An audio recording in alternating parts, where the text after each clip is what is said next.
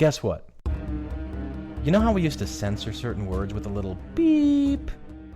As if you, the listener, didn't know exactly what word it was we were beeping. As if beeping it made it just go away like it never ever existed. As if beeping it didn't actually draw more attention to it than if we just didn't. Well, from now on, we're just going to not. These infants are now explicit. Go tell your mom. That's what. This is Infants on Thrones. The philosophies of men mingled with humor. We are the core. When I was a kid growing up, as I did in the Mormon church, I used to hear references to Mormonism all around me, even when they weren't really there. Take this song, for instance. What lyric do you hear?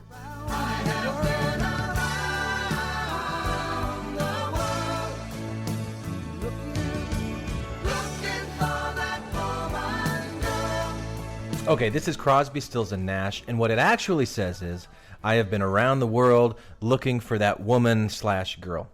But of course, what I heard was I've been around the world looking for that Mormon girl. Eh? Or how about Instant Karma from John Lennon? What's this all about? Well, we all shine on like the moon and the stars and the sun. We all shine on like the moon and the stars and the sun. This is about the degrees of glory, man. And one more just to complete my three pattern. Someone's knocking at the door. Somebody's ringing the bell.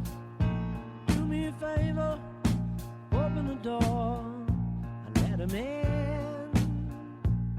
Ooh, yeah. Sister Susie, Brother John. Sister Susie, Brother John. I mean, this is what we call each other at church, right? And who else would be knocking on the door or ringing the bell except the missionaries? See, when I was a kid, I wanted outside validation of my Mormonism so badly that I would make it up, even when it wasn't really there. So imagine how excited I would get when I would actually hear an outsider really talk about Mormonism.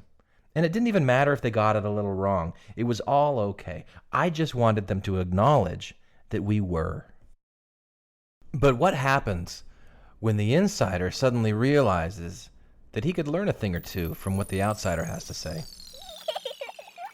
I'm Glenn Osland, and today on Infants on Thrones, I'm joined by panelists Jesse Smith and Randy Snyder to discuss an outsider's view of Mormonism. So here's how this discussion evolved. There's a YouTube video out there of Brandon Flowers, the lead singer of The Killers, appearing on some Norwegian talk show. They talk to him a little bit about religion. They talk to him about Mitt Romney. He's getting a little annoyed because that's not really what he's there to talk about. And then they bring out Richard Dawkins, the world-famous atheist. And he starts attacking the Book of Mormon. And Brandon Flowers gets a little defensive. Well, I saw this when it first came out around September 2012. And my first reaction, I thought that Dawkins was way out of line. And so a month or so ago, I talked with the fellow infants and asked who wanted to have a discussion about this. Really a debate about Dawkins and his tactics. But as I went back and I watched it again, this time I came away with a very different reaction. I thought that Brandon Flowers was actually the one that was a little out of line. Or maybe not out of line as much as just really defensive. But he did kind of get set up. So let me play two clips for you. The first is the host of the Norwegian show asking Brandon Flowers about the beauty of faith. And it's a leading question. He asks him about the beauty of faith, and so Brandon responds. And then the second clip is a few minutes later when they bring in Richard Dawkins, and the host asks him what he thought listening to Brandon's response about the beauty of faith. And the fireworks, if you call it that, then ensue. You are actually a Mormon, and you've been a Mormon also for your whole life. Mm-hmm. Can you please explain the beauty of faith to Björn here? He's an atheist. The beauty of faith. Some of the things that I love are I think about my mother teaching me to pray, and that I had that communication with my Heavenly Father. And that's something that I turn to on a daily basis. And just there are answers to questions that my church has that that also are very, I guess it's a beautiful thing. It's a beautiful thing for me, and I'm happy. I think that the world is explained fully by science, or will be explained fully by science. There is no evidence for any kind of supernatural being of any kind, and so that it goes against the spirit of science to put your trust in the supernatural when the natural explanation is there, and so much more fun and so much more exciting and so much more interesting. Even though you say that, still people believe. Well, a lot of people don't know the facts. A lot of people are simply ignorant of science, and that's no fault of theirs. It's probably the fault of us scientists. Isn't it also, when you listen to Brandon here explaining what's for him the beauty of religion, the beauty of believing, isn't this a profound need we have, like a genetic need? I think there may well be a profound need to understand. And the satisfaction that you get from genuine understanding, which comes from science, is so much greater. I mean, there is far more beauty in a real understanding of the reality of nature than there is in reading some ancient book, or than reading some modern book, which is what the Book of Mormon is. And I have to say that when I read the Book of Mormon recently, I didn't read it all, what impressed me was that it's an obvious fake. I mean, this is a 19th century book, written in 16th century English, and it came to pass, verily I say unto you, and things like that. That's not the way people talked in the 19th century. It's a fake. So it's not beautiful. It's a work of charlatanry. You're free to answer.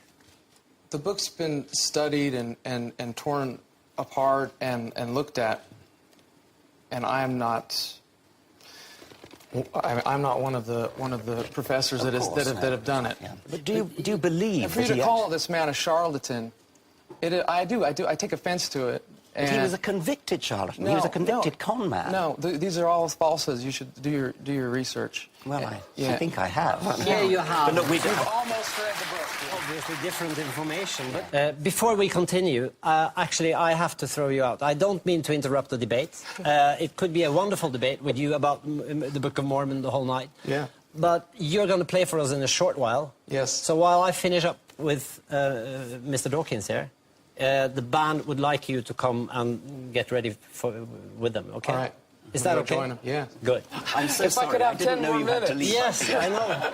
And it's actually something you like to discuss, but anyway. Maybe we could talk on the phone later. You're welcome back anytime to discuss I'll give you more. some of the true history of I the didn't church. realize you had to leave. That's okay. No, so that's why I'm... How's my audio, by the way? Is it okay? Yeah, sounds good. Okay. Yeah, it's good. Yeah, so, I came across this Brendan Flowers, Richard Dawkins thing is kind of by accident several months ago, and I watched the YouTube video and I was kind of interested by it. I think like every once in a while you see these YouTube videos like so and so is schooled by this person or that. I think it was one of those things that like popped up in a feed, and so I looked at it, and what I took away from it was that Dawkins had been kind of rude to Brandon Flowers, and so when I was talking, Randy, with you and Tom the other night, I brought it up, like, hey, we should look into this and maybe talk about it a little bit.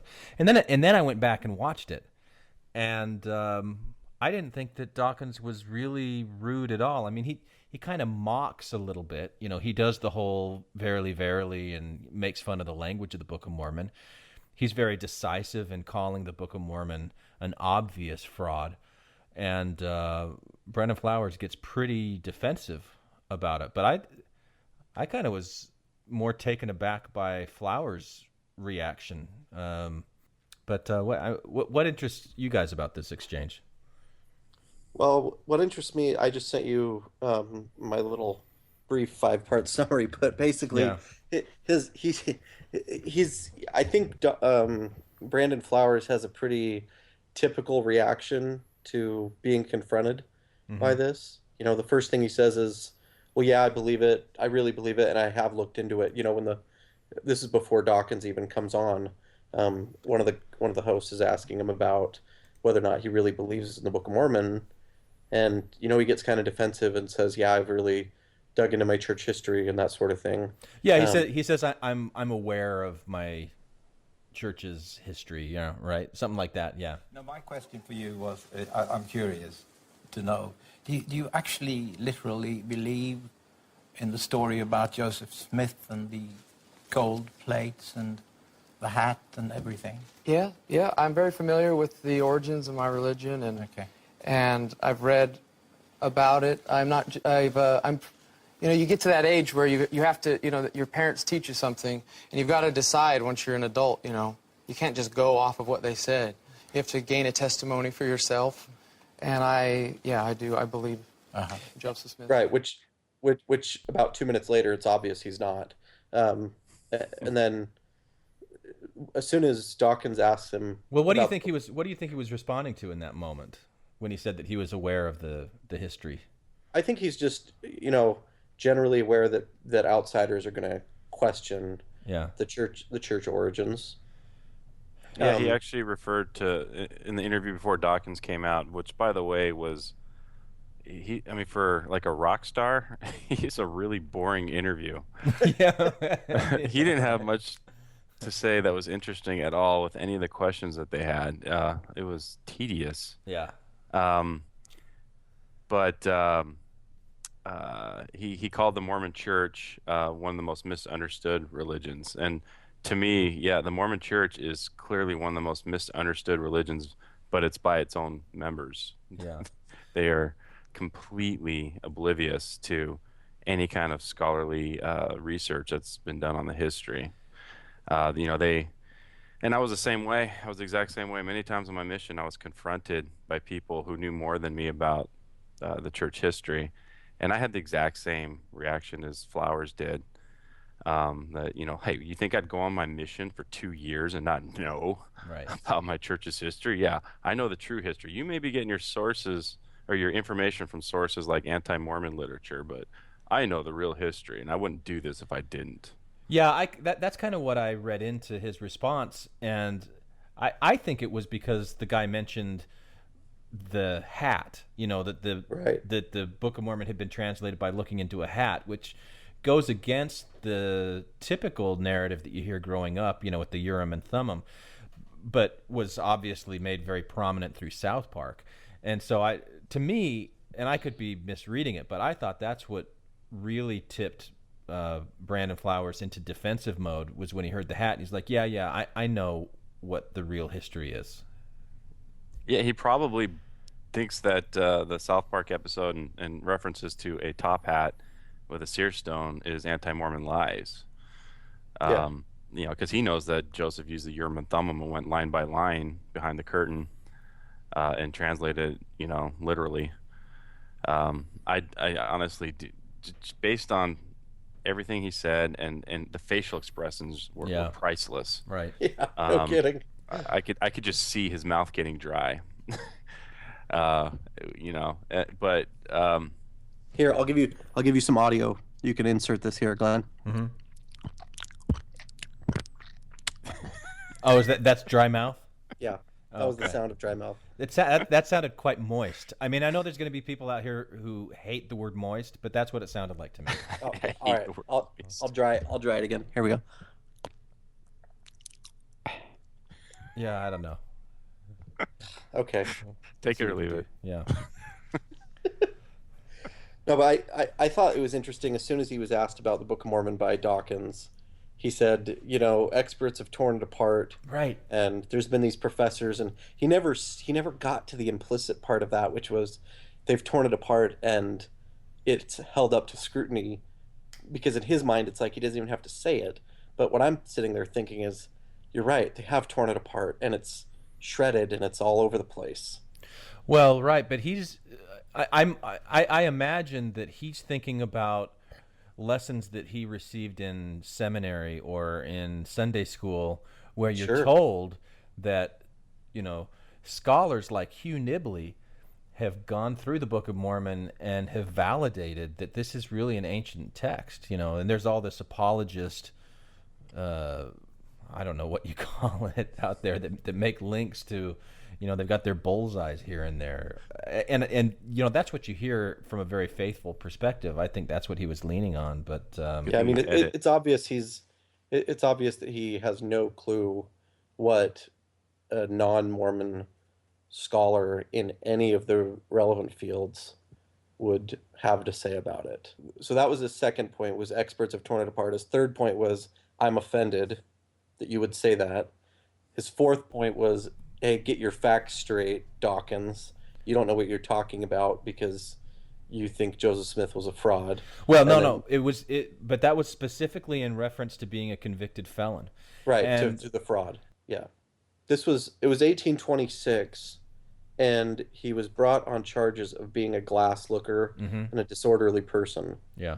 There's a really good article on Mormon Think, and we still have some of the period documents from the time. Yeah. And he was found guilty of that. And it specifically, if you look at the court records, if you look at the transcript of the court proceedings that's on Mormon Think, it talks about him using two different stones, the white stone that he would look at, and he would look at it, he would either put it up to the sun and look at the light that would shine through it, or he would put it next to a candle and look at the light that would shine through it, or he has brown stone that he would put in his hat, and he would put his face into the hat. So it's the same thing, it's the same process by which he translated the Book of Mormon, and there's witnesses there that are testifying in regards to it, and I mean it's an official court proceeding. He was found guilty of it. Now it wasn't a big fine. I mean, it wasn't big, but he was technically convicted, and but that's not what I learned growing up. If you listen to the Truman G. Madsen tapes, right,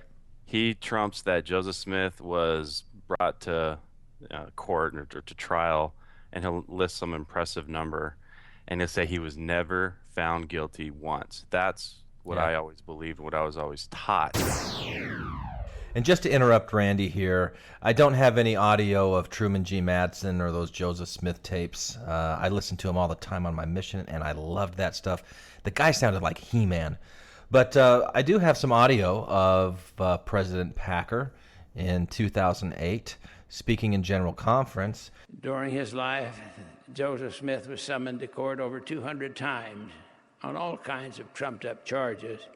He was never convicted. This is probably one of those situations where the truth isn't really helpful.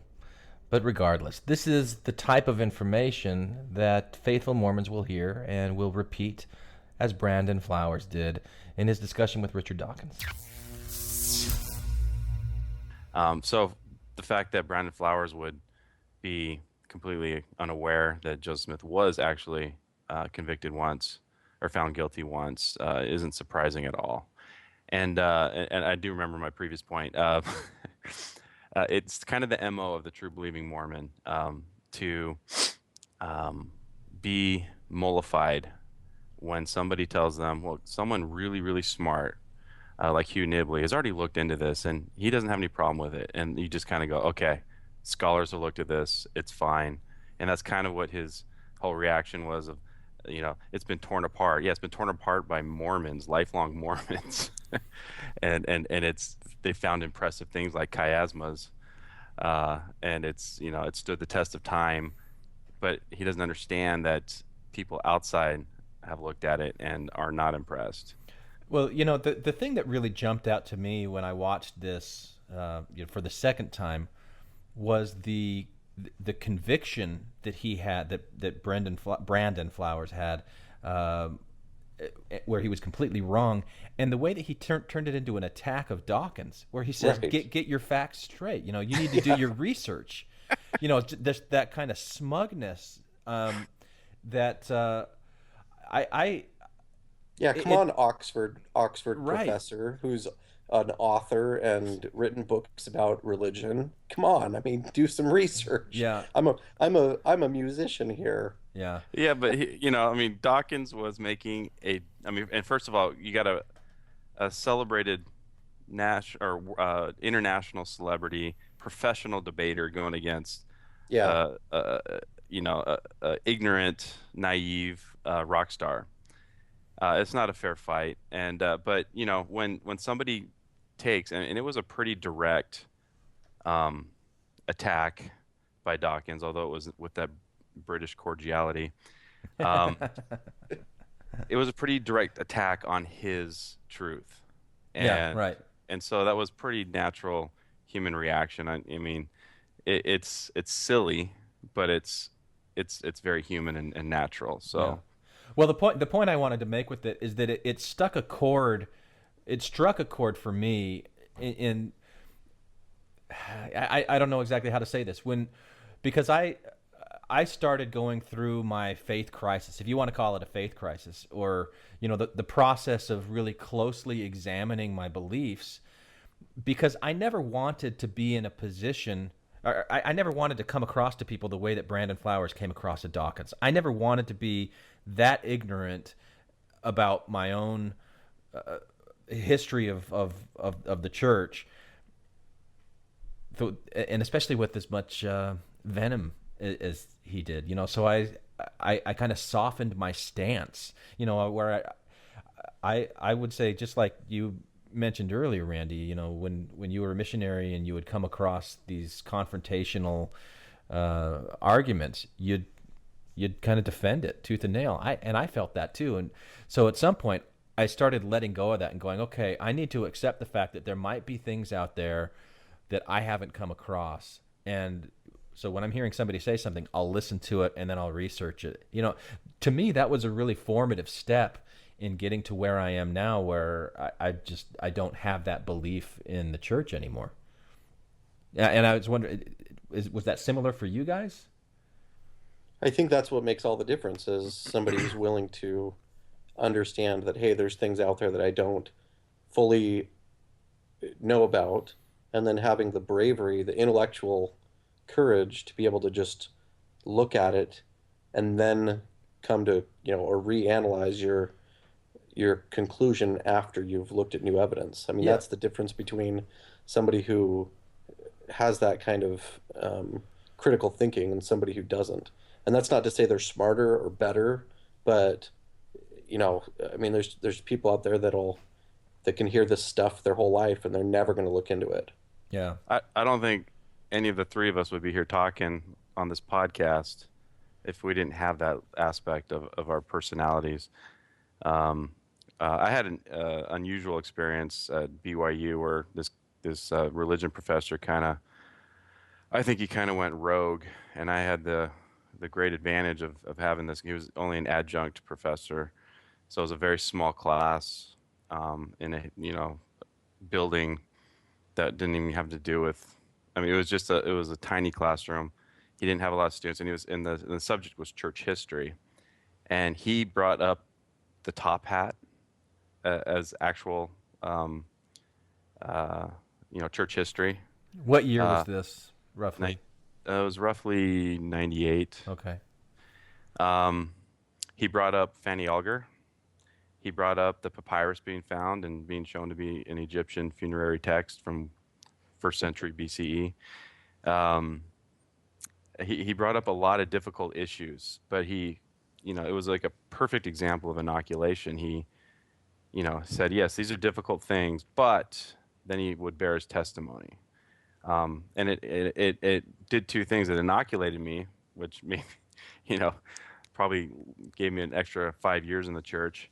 But it also opened my eyes that what we're taught on Sunday isn't the whole truth. But I still had that TBM attitude that, you know what, there's nothing I can learn that could harm my testimony. So I wasn't afraid to go out and learn things. And then I read Rough Stone Rolling and learned about polyandry, and that started my faith crisis. And if you never come to the point where you're willing to ask the question, is it possible the church isn't true, you will never even entertain this kind of information or these kind of thoughts. Yeah, you have to, at least my experience with it, I had to open myself up to the possibility that maybe it isn't true. I had to kind of clear the balance on the scale so that it could actually go down. There's that possibility in my mind. And, Jesse, you used words to describe it like courage and bravery. And for me, at the time, at least, I described it more as humility. And really that what I was doing is I was taking a step back. I was almost putting up my hands in surrender to say, okay, all right, I'm going to listen to what you have to say. I'm going to explore this a little bit and put aside my predetermined conclusions here and try and weigh this as fairly as I can. And well, those are not mutually exclusive. You can be humble and have courage and bravery, because first you have to have the humility that you could be wrong. Second of all, you have to have the bravery to deal with the consequences if you're wrong. Yeah. So it takes a little of both. Yeah. Yeah, I mean, you were willing, psychologically, subconsciously, you had gotten to the point where you were willing to say, look, I'm going to go where the evidence leads me. So whether that's a conscious, you getting the gumption up to take that step, or whether it's just kind of part of your personality, I don't mean to attribute it to one or the other, but some part of you was ready to accept what was out there. Yeah, that's interesting. I've never really thought of it in terms of I was willing to go where the evidence led me. Mainly I was more interested in truly understanding, so to put myself in Brandon Flowers' situation, if Richard Dawkins confronted me the way that he did, I would be very interested in understanding, why is Richard Dawkins so strong in his convictions? What is it that he knows that I don't? Not necessarily that I'm going to join him and agree with it, move that direction myself, but where is he coming from? That desire to really understand and accept, his position, that there's more to it than just being able to dismiss it as, oh, he's just being anti-Mormon and he's done sloppy research, Right. And so ignorant. For me, this reaction was pretty much the exact same thing as what my first bishop told me when I right as I was going through my faith crisis, and I basically unloaded on my bishop and told him, all my reasons for my change in belief, and talking to him about polyandry and the Book of Abraham. And he didn't believe any of that stuff, and he probably said you came from anti-Mormon sources. He straight up told me that Joseph Smith did not marry any other women who were married to other men. He just flat out told me I was wrong. And I'm like, okay, it's on the church's own website. I mean, it's not like nobody who knows what they're talking about has any debate about the underlying facts here, that these marriages, they weren't really marriages, but these relationships took place.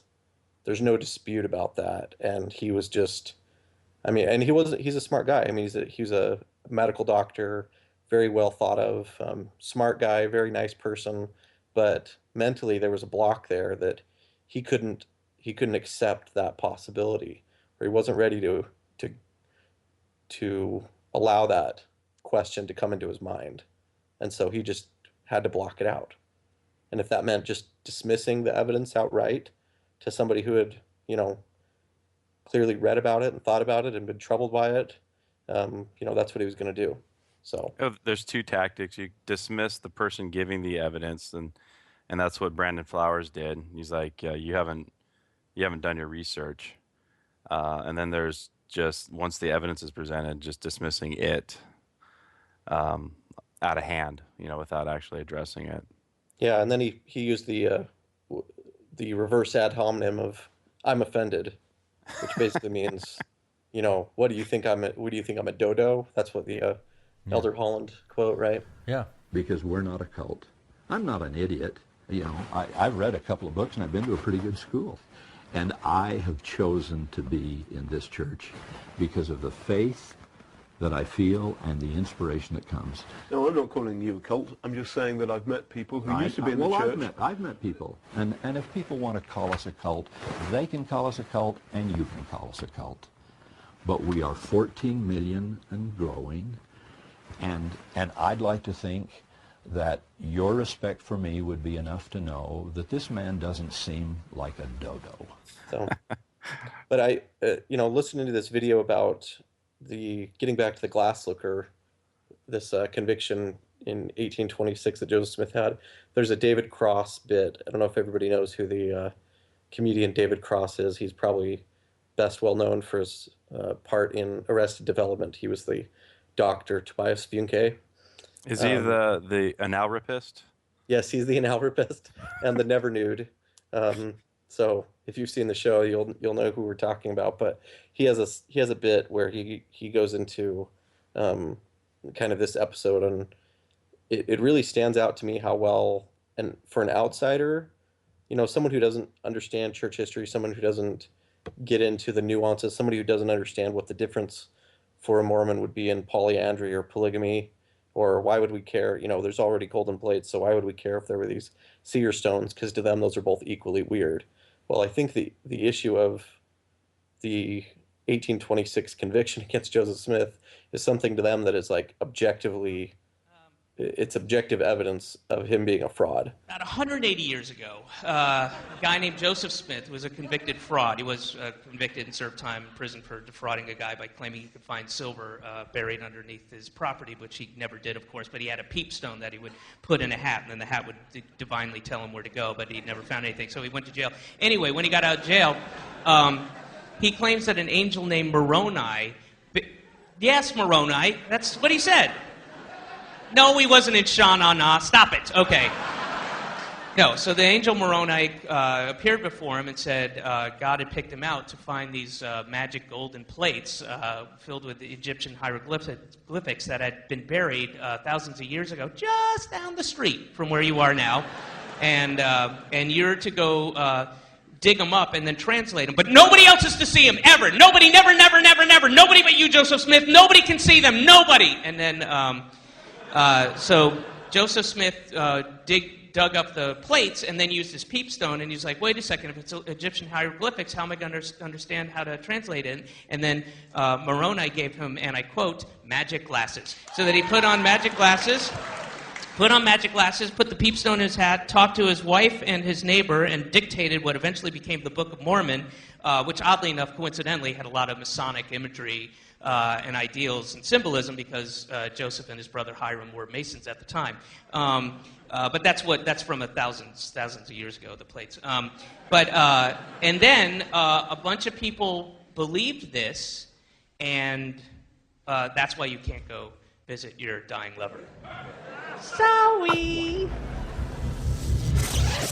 Okay, sorry, I've got to insert this here. I have to take responsibility since I was the one who introduced the David Cross clip here. He gets a couple of details wrong, and that's probably pretty obvious to most of our listeners. First of all, there was no evidence that Joseph Smith ever served any jail time for the fraud that he was specifically convicted of in 1826. There was just a fine, it was a misdemeanor, and he was found to be a disorderly person. He did serve jail time later, of course, but most of you probably know that. There was also no Masonic imagery in the Book of Mormon, contrary to what David Cross here says. He's probably conflating the Masonic influences in the Mormon temple, but that came much later than the Book of Mormon. If anything, the Book of Mormon at the time exhibits a lot of anti-Masonic influence, which Joseph Smith would have been swimming in, given the area that he was at. Also, Joseph Smith even tried to sell the copyright of the Book of Mormon to an anti-Masonic press prior to its being printed. Bottom line, people outside, these outsiders, usually they're not very particular with the details. I think people like Richard Dawkins probably do a better job than most, but a comedian trying to make a joke, he's not going to get hung up on whether or not the Masonic influences happen to come through the Book of Mormon, or whether they happen to come 10 or 12 or 13 years later in a temple ceremony. He's using this as a joke, and for most people out there, it probably doesn't really make much of a difference. Oh, I've been reading this book lately called Going Clear. It's about Scientology. It's written by Lawrence Krauss Lawrence Wright. Yeah. Lawrence Wright. And they talk about L. Ron Hubbard a lot in the book. It's talking about Scientology. And there's all these examples of him, committing these just outright frauds. Like he was in the military and he said he was in all these battles and he got all these wounds, and turns out his military service was really mundane, and it's just totally embellished. Like everything in his life is just totally misrepresented. And there's so many parallels to Joseph Smith that I can understand how somebody like me who's outside of Scientology has no clue. I mean, all they're all their doctrine is completely bizarre. So I don't know why any of it would be more bizarre to me than something else. But when I can see something in real life, in secular life, where he's found to be not telling the truth, that seems very powerful to me. And one thing that Mormons don't really understand is the position they hold on the the world landscape in the arena of thought. To scholars out there in all the different fields, Mormonism is like Exhibit A of obviously fraudulent bullshit. It is seen with such dismissive, I wouldn't say contempt, but almost like ridicule. From Harold Bloom to Christopher Hitchens, to Richard Dawkins, to even Mark Twain. It's almost like the thing I love about Joseph Smith is he went out on a limb on so many things.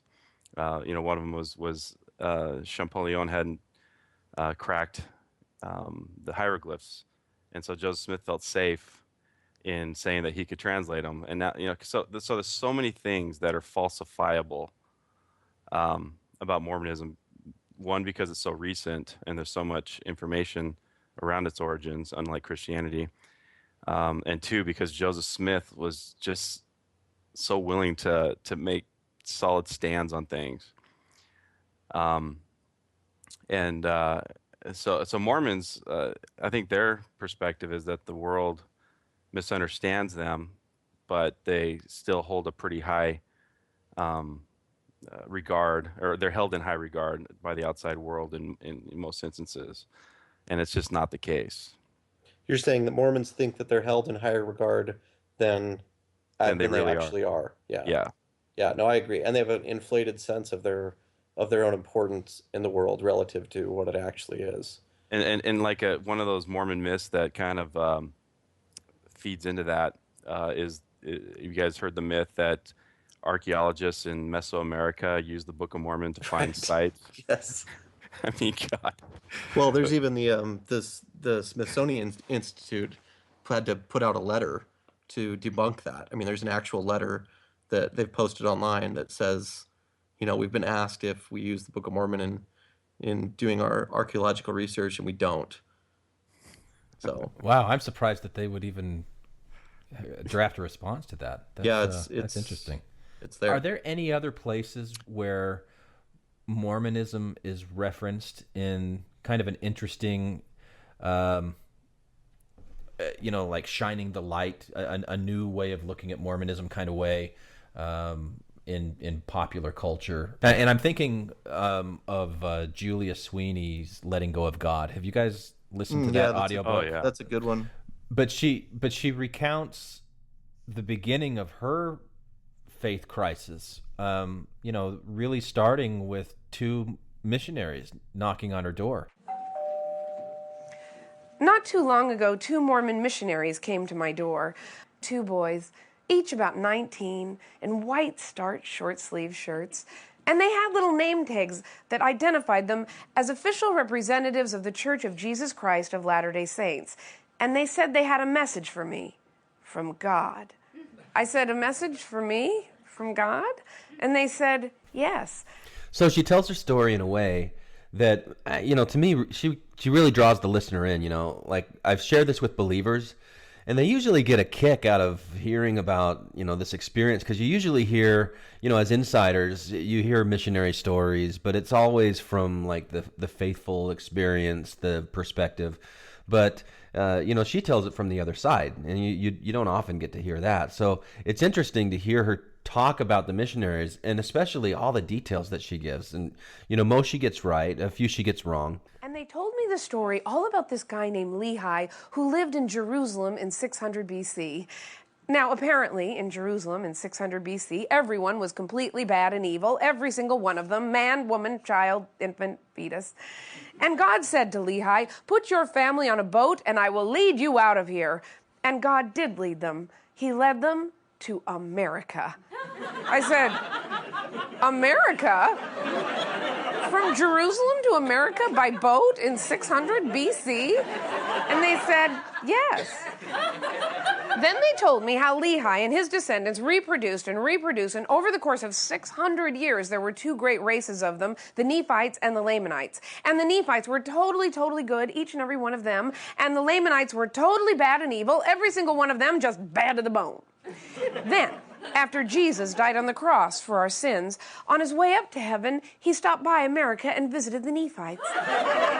And he told them that if they all remained totally, totally good, each and every one of them, they would win the war against the evil Lamanites. But apparently somebody blew it, and the Lamanites were able to kill all the Nephites. All but one guy, this guy named Mormon, who managed to survive by hiding in the woods. And he made sure this whole story was written down in reformed Egyptian hieroglyphics chiseled onto gold plates, which he then buried near Palmyra, New York.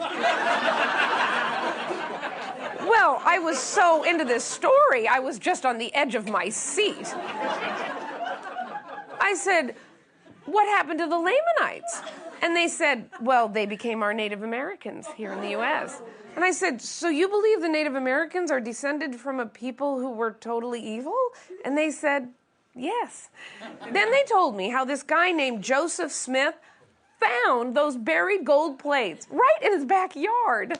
And he also found a magic stone back there that he put into his hat and then buried his face into. And this allowed him to translate the gold plates from the Reformed Egyptian into English. Well, at this point, I just wanted to give these two boys some advice about their pitch. I wanted to say, okay, don't start with this story. I mean, even the Scientologists know to start with a personality test before they start telling people all about Xenu, the evil intergalactic overlord. And the believers that I've shared this with, they've had some different reactions to it. So, you kind of expect that an outsider's going to get some things wrong, like I doubt the missionaries actually said to her, oh, he looked into a hat. I mean, that's not something that missionaries really say. So a believer's going to listen to that, and they might, discount what she's saying a little bit so they don't have to take it so seriously. But, when she gets so many things right like she does, then, you kind of get this reaction sometimes like, well, I wonder why she's not Mormon, because, how is it that somebody could know the truth and not be Mormon, right? Because it's just the thing that keeps the whole world from being Mormon is just how misunderstood the church is, right?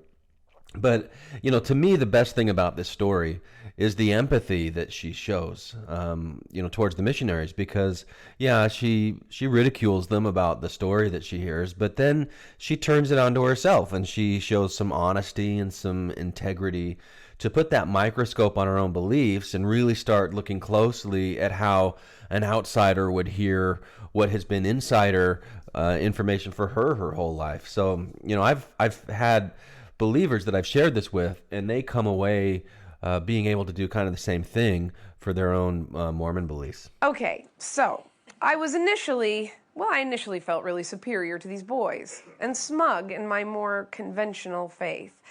But then the more I thought about it, the more I had to be honest with myself. I mean, if someone came to my door and I was hearing Catholic theology and dogma for the very first time, and they said, we believe that God impregnated a very young girl without the use of intercourse, and the fact that she was a virgin is maniacally important to us, and she had a baby, and that's the Son of God, I would have thought that was equally ridiculous. I'm just so used to that story. So I couldn't let myself feel condescending towards these boys. I think that's huge. Like I think of it as like an intellectual kind of triangulation when you can look at something else that's analogous and analyze it in a way that you wouldn't be able to look at your own beliefs, because you have this protection that you put around what you're used to, and when you're able to kind of deconstruct something else, that gives you the tools or the practice at doing that with your own beliefs. It kind of forces you to be self-reflective. Yeah, there's actually a guy that wrote a book. I can't remember his name, but he called it The Outsider's Test. And it's an intellectual exercise to say, okay, what are my beliefs? How would these beliefs look like to an outsider? For most Mormons, they probably incapable undergoing this intellectual exercise. But what I find interesting is that with all believers, when they look at other people's beliefs, it's so easy to see the holes. It's so easy to dismiss. It's so easy to find it absurd. Well, but what Julia Sweeney did was like, when the missionaries left, she's like, they're so silly. But then she turned the outsider, how would my beliefs in, a virgin birth and transubstantiation and all the Catholic beliefs look like to someone who wasn't raised in it themselves? And she had an epiphany in that moment. And she also recognized in those missionaries herself as a young girl who wanted at one point to grow up to be a nun, and that, like religious desire. So she was able to make that connection to herself. That's exactly what Dawkins is doing here. I mean, when he points out, one of his criticisms that he points out about the Book of Mormon is just look at the language. I mean, it's using 16th century language in a 19th century book, and for an outsider, that's just an obvious fraud. Like, why would... Well, but he's not empathizing in any way.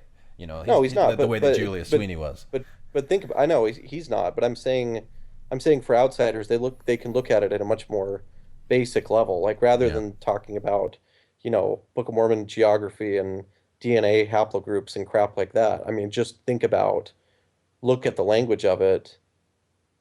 If a person in the 19th century were translating a document that was from 1,000 years prior in America, why on earth would they use, and it came to pass, and why would they use... The reason why Joseph Smith or whoever wrote the Book of Mormon, Sidney Rigdon, whoever, what else is written in 16th century English? Yeah, well, right. The King James Version. It sounds analogous to the Bible that they were using, but... Right. So to give it more of a scriptural, this is a classic pseudepigrapha.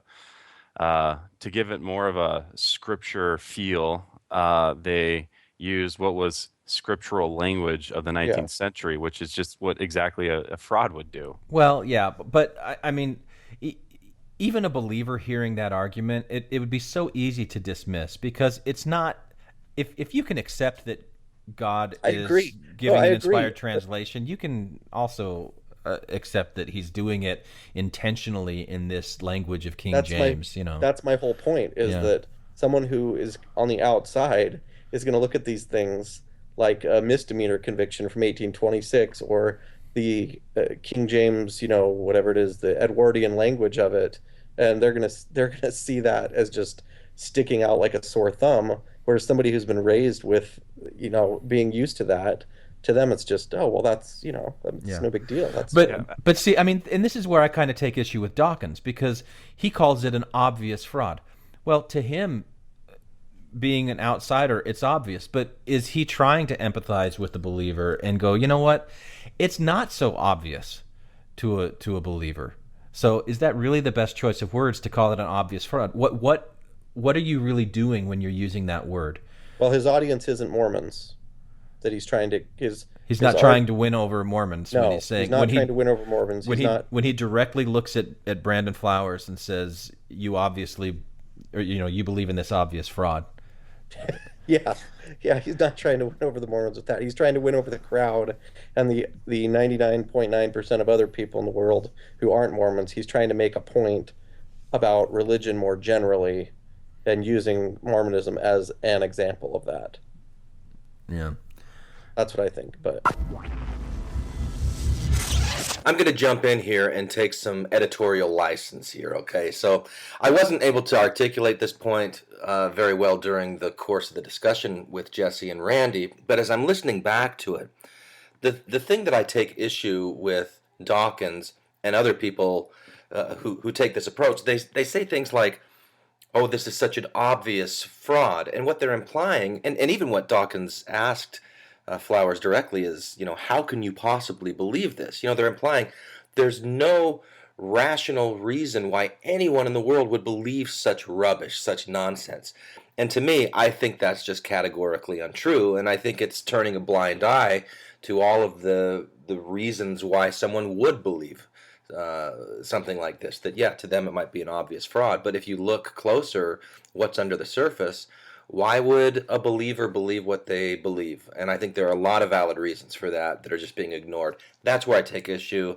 I didn't say that in the course of the discussion, but I get to say it right here, right now. I'm so happy for me. As a outspoken atheist, I think this is kind of the reason why you want to do this podcast was Richard Dawkins out of line.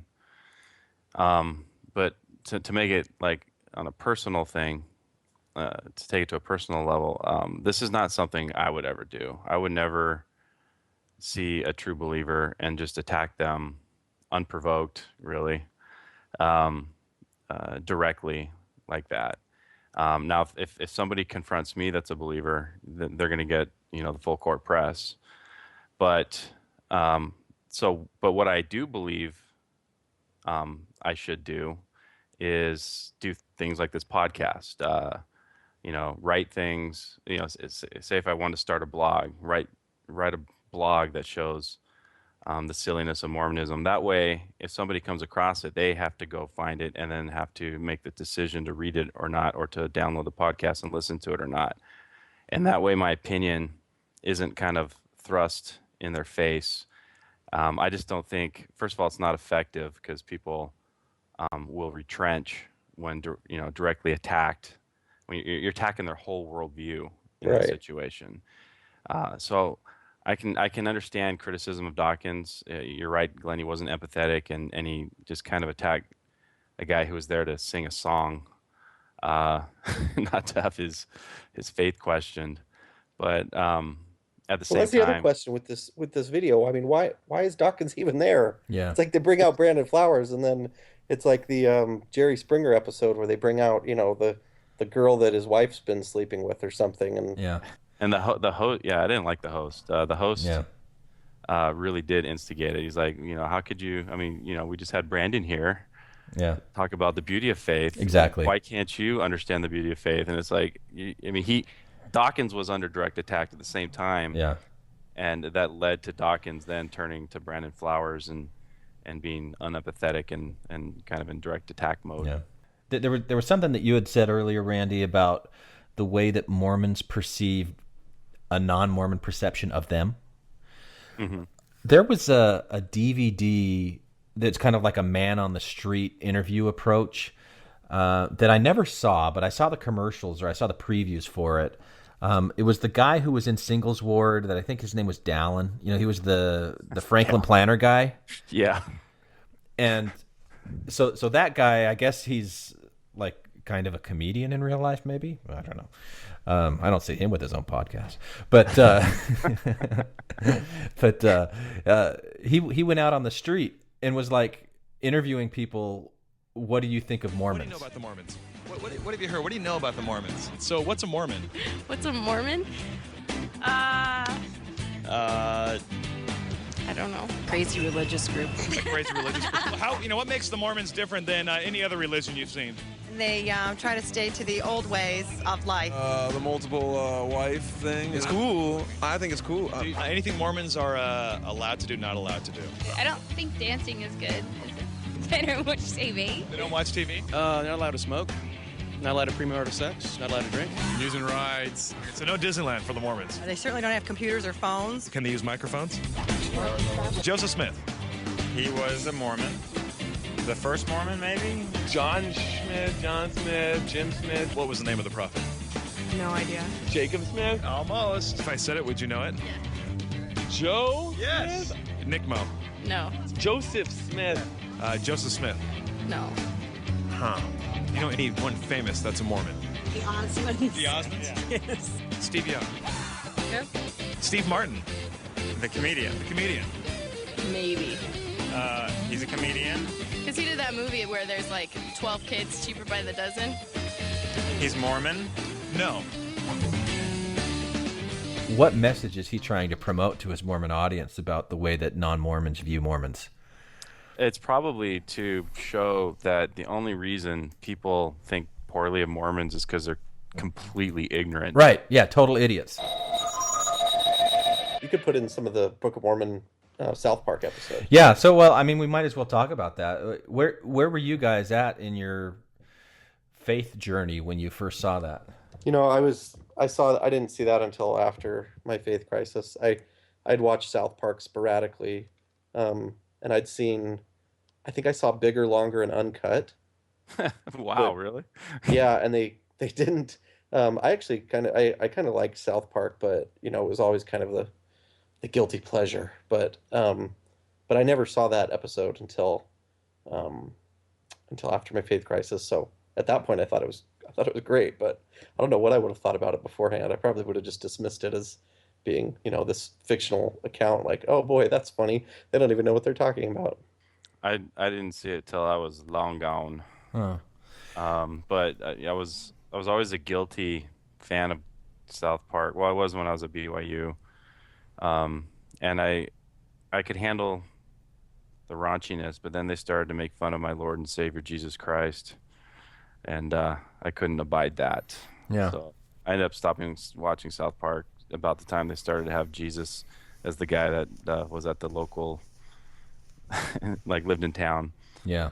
I thought it was too irreverent. I used to have reactions like that. Like, I remember there was a Saturday Night Live skit once with Phil Hartman where he dressed up as Jesus, and I loved everything Phil Hartman ever did, but I couldn't get past that. I just had to turn it off. And even, I'm a big Beatles fan. I love all the Beatles stuff, but they've got that song, The Ballad of John and Yoko, where John says, "Christ, it ain't easy. They're going to crucify me." And I always thought that was so sacrilegious. I would just skip it. I couldn't do it. Now it doesn't bother me at all. But the South Park episode for me, I think that was the first time that I ever came across the hat thing. I don't know that I had heard of it before. And it also introduced a new way to interpret that Lucy Harris lost 116-page manuscript story. Because he hasn't heard the best part about the Joseph Smith story. The one that proves he was for real. Yeah! Ooh, what's that? Well, you remember Martin Harris, the rich man who wrote down what Joseph Smith read out of the hat? Yeah? See, after he was done, he took some of the pages of what would become the Book of Mormon home. Martin went home to his wife, dum-dum-dum-dum-dum, and showed her pages from the Book of Mormon, dum-dum-dum-dum-dum. And so Joseph Smith put his head into a hat and read to me what the golden plate said. I wrote it all down, and we're going to publish it into a book. Martin, how do you know he isn't just making stuff up and pretending he's translating off golden plates? Lucy Harris, smart, smart, smart, smart, smart, smart, smart, smart. Why would he make it up? Martin Harris, dum-da-dum. All right, here. I'm gonna hide these pages. If Joseph Smith really is translating off of golden plates, then he'll be able to do it again. But if Joseph Smith is making it all up, then the new translations will be different from these. Okay, fine. I bet he'll have no problem. Lucy Harris, smart, smart, smart. Martin Harris, dumb. So Martin went on back to Smith, said the pages had gone away. Smith got mad and told Martin he needed to go pray. Dum, dum, dum, dum, dum.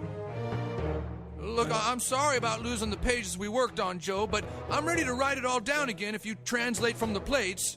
I would love to, Martin. Except, I just had a vision, and the Lord said he is very angry with me for letting you take those pages. He is? Dum, dum, dum, dum, dum. Yes, he is so mad that he will never let me translate from the plate of Lehi again.